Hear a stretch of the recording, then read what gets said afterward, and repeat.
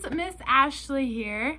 I got another present from our secret friend, and it's okay, so it's like not very big and it's hard and it doesn't make any noise.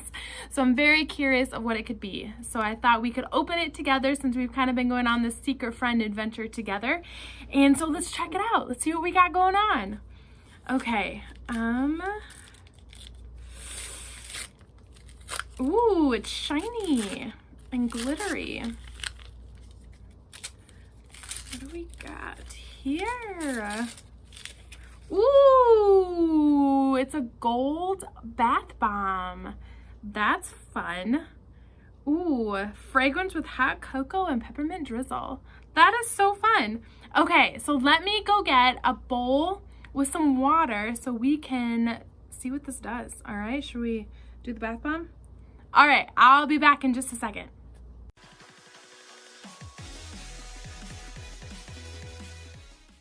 Okay, I'm back. I got some scissors so we can open this up. Bowl and water and a towel, just in case. I'd rather be prepared, right? Okay, so let's open this gold bath bomb up. This is exciting. You know, this gold reminds me of the three wise men who were from the area where Daniel lived and Esther. And so they knew some of Daniel's writings. And sometimes they get called the wise men, sometimes they get called the magi. And they really studied like the stars and a lot of the writings of different prophets and stuff. I realized that I was trying to open it with my fingers instead of the scissors. So the wise men were very wealthy and they were very wise. They were very smart. They knew a lot of what was going on at the time, which is how they knew to watch the stars. And when the star appeared, they knew to follow it to find the King of the Jews. And it's interesting because you know, it took them quite a while. You know, a lot of times we see in the nativity, the shepherds are there, Mary, Joseph in the stable, baby Jesus, and the wise men. But really, the wise men, it took them several years because in their story in Matthew, it talks about how Jesus is referenced as a young child, not as a baby or a babe anymore. So that's kind of interesting. This smells really good. I wish you all could smell it. What is it again? Hot cocoa and peppermint? Yum. Yeah, it smells really yummy. And so the wise men, they travel all this way and they go to Jerusalem thinking, okay, this is where this king has to be born. This child who's everybody's been waiting for, that's going to be the King of Kings, the King of the Jews. And so logically, they go to the palace. And when they arrive, King Herod is there. He's the current king. And so they ask him, where is this child that's been born King of the Jews? We followed his star. And King Herod, who wants to remain king, he also now wants to know where this new king is because he doesn't want someone to take his throne. And so he gets together his scribes and the people underneath him to figure out, okay, where is this child? Where is this newborn king? And they figure out from the writings of Micah, the prophet, the clue, the prophecy that God gave to Micah, that in Bethlehem was where Jesus was born, the King of the Jews. They don't know his name is Jesus yet. And so King Herod says, okay, wise men, you go for it. You go there, you find this child who's going to be king, and then come back and let me know where he's at, you know. King Herod is very sus, by the way.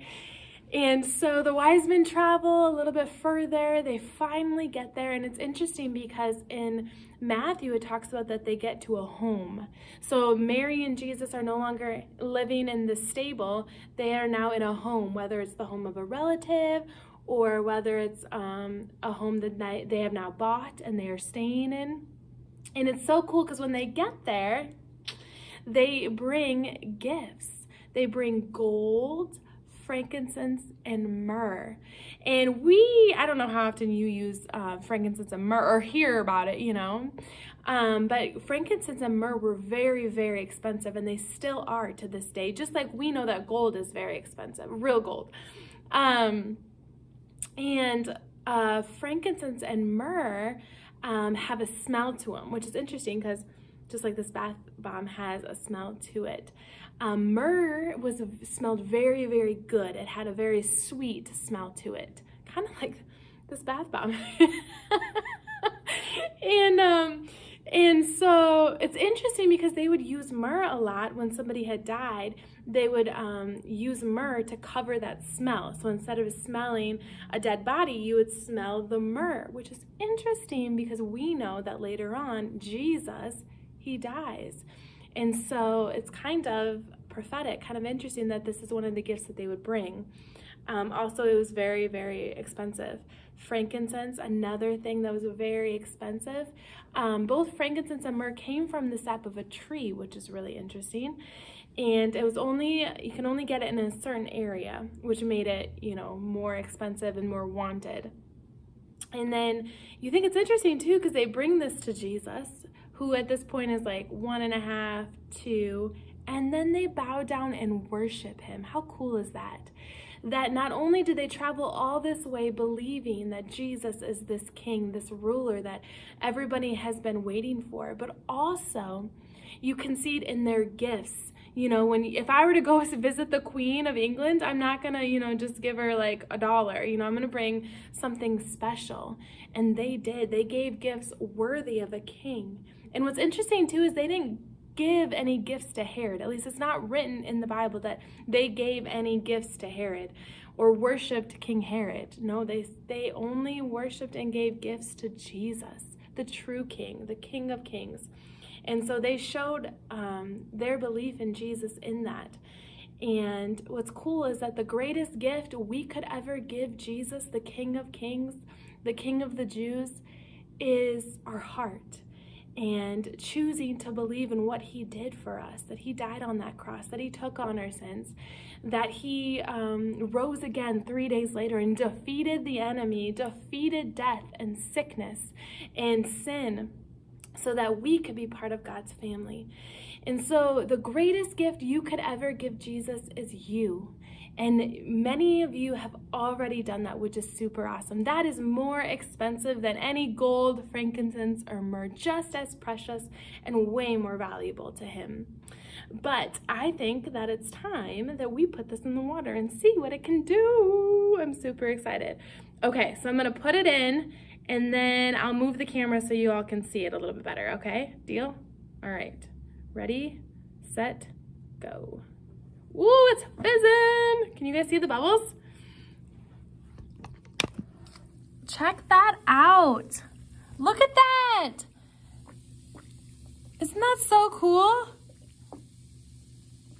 It like turned purple and it's like totally glittery. I wonder if I can move this without totally. Isn't that so cool? Ooh, look at that. Gold fingers. That's so pretty and it smells amazing. So it literally took the gold right off of the outside of it. Isn't that cool?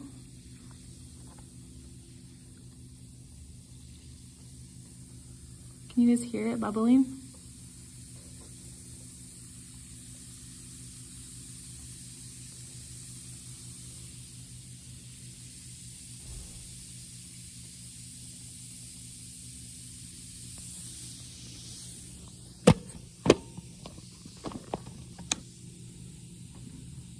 That is so fun. Man, I'm gonna do bath bombs a lot more often now. That is totally fun. So cool. Ah! Thank you, Seeker Friend. This might be the best one yet. This is so cool. Well, you guys all have an amazing day, and I will see you soon. Bye!